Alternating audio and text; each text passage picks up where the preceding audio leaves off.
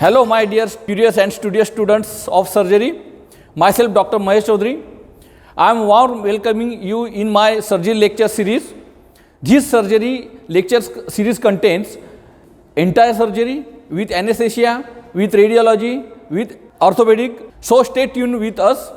Let's start our surgery lecture series. Welcome, dear students, in my surgery lecture number 78, that is the special infections. This lecture contains granuloma, granulomatous disease, tuberculosis, actinomycosis and leprosy. Now start with me our surgery lecture number 78, special infections. First start with the granuloma. This granuloma is a tumor-like proliferation of granulation tissues. This granulomatous inflammation is classically, though not exclusively, chronic. Classification of the granulomatous according to this type of the central degeneration, granulomatous cause classified into various types, that is the caseous, gummatous, suppurative and fibrinoid. First we see the caseous. The necrotic centers of the granuloma is soft and friable, which accounts for the use of the term caseous. Although the best example is tuberculosis, yet other conditions may present caseous necrosis, that is the histoplasmosis, tularemia, etc. Second is the gummatous type of the granuloma. In this form, necrosis is mainly due to the ischemia. Such an area is finally transformed into a mass of cellular debris. Such lesion is characteristically seen in the tertiary stage of syphilis. Dear students, here is a clear-cut picture of the granuloma on your screen. Watch second image of the granuloma.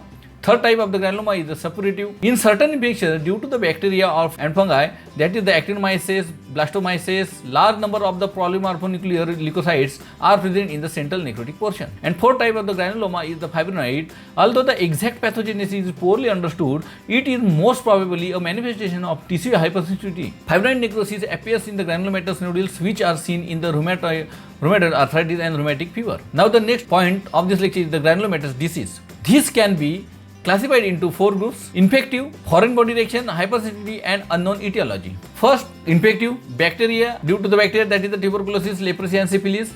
Second is the fungi, that is the actinomycosis, blastomycosis. Third is due to viruses, that is the cat scratch disease. Second is granulomatous disease, the foreign body reaction. Exogenous, that is the silica dusting, powder granuloma, and second is the endogenous, that is the gouty tophus, xanthogranuloma.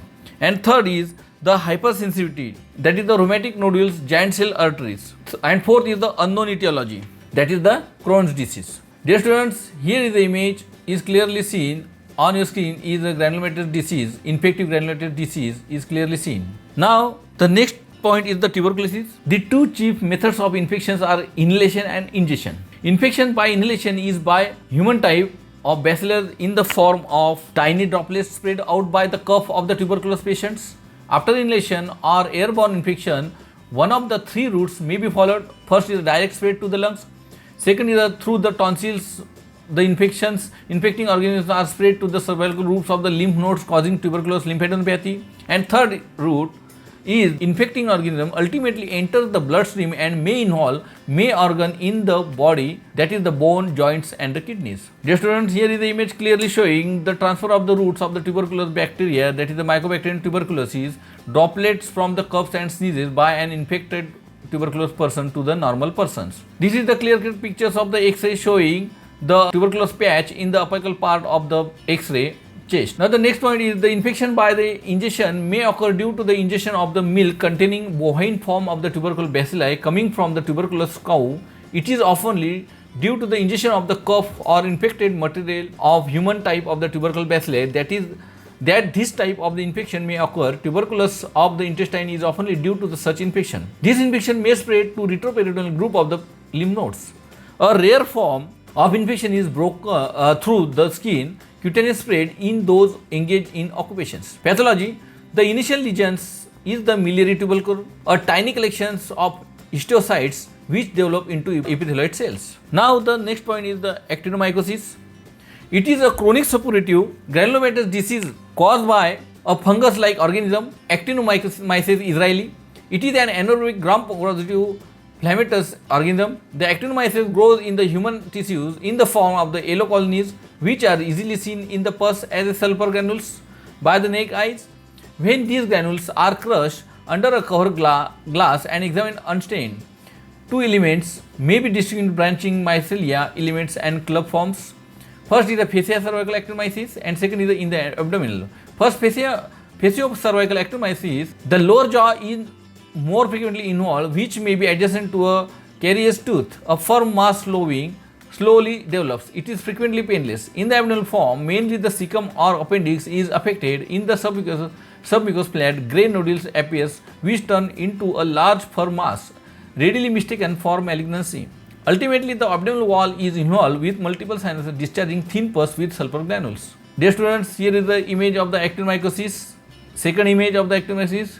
Now, third is the lungs are involved by direct spread from the neck downwards or from abdomen upwards. Lungs may be affected by aspiration of the fungus. Spread.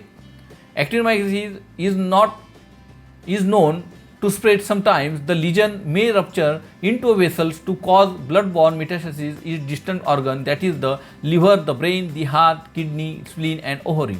Spread by lymphatic is unknown. Treatment. The Israeli are sensitive to penicillin, lincomycin and tetracycline. Now the final point of this lecture is the leprosy. It is an infectious disease which is mainly seen in the tropical and subtropical countries. It is caused by the Mycobacterium leprae and acid fire bacilli, almost similar to the tubercle bacillus. The source of the infection is not the skin but mainly from nasal secretions of the patients with lepromatous leprosy. Pathology. Two extreme varieties of leprosy are noted. Lepromatous leprosy and tuberculoid leprosy are known as a borderline lepromatous or borderline tuberculoid varieties. Lepromatous leprosy, when there is a least resistance from the host, the bacteria multiply with the little cellular response. The subcutaneous tissues are loaded with masses of bacteria with little cellular responses except a few macrophages and a few lymphocytes. Tuberculoid leprosy, in this type of the tissue, responses are strong and one can see localized lesions where the bacilli are not numerous with the presence of the epithelioid cells. Foreign body giant cells and many lymphoid almost like a tubercle. Dear students, here is a typical picture of the leprosy. Now here is the second image. Now the clinical features. Leprosy presents predominantly as an infection of the skin, upper respiratory tract and peripheral nerves. As leprosy does not affect the vital organs of the body, it does not become fatal. One of the most characteristic features of the leprosy as it's on the nerves. Cellular infiltrates may be seen localized around the nerve fibers in the skin. Anesthesia that results from involvement of the cutaneous nerves is an important point in diagnosis and often becomes the first sign of the leprosy.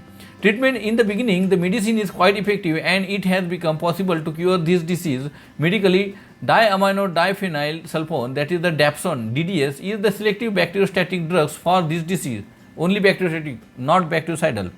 50 to 100 mg daily of this drug should be prescribed to the patients till they become bacteriologically negative.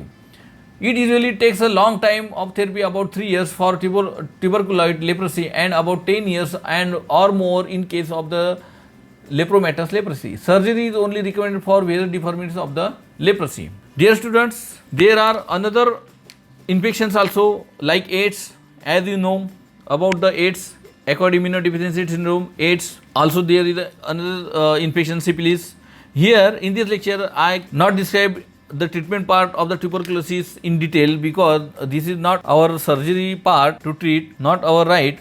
That's why you can refer the medicinal books and other books for the treatment of the tuberculosis and to detail to see the all these points like the granuloma, granulomatous disease, tuberculosis and actinomyces, leprosy, syphilis, AIDS, all points to see the details. You can refer the textbook also. And here is the end of our surgery lectures number 78, that is the special infections.